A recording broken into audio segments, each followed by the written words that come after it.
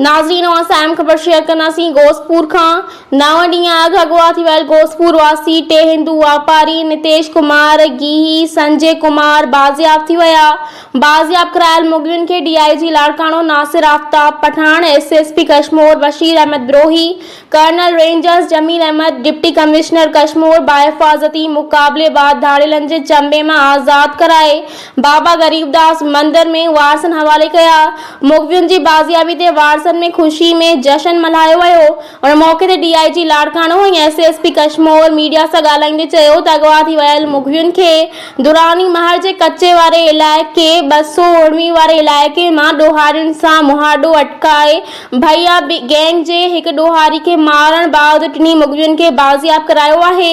SSP Kashmore Bashir Ahmed Birohi जो चवणु आहे त जे अवाम जो मूं सां ईअं ई साथ में रहिया त कश्मीर ज़िले जे कच्चे वारनि इलाइक़नि में ॾोहारियुनि जे ख़ात्मे खे यकीनी बणाए कच्चे वारनि इलाइक़नि में तफ़रीगाह बढ़ायो वेंदो।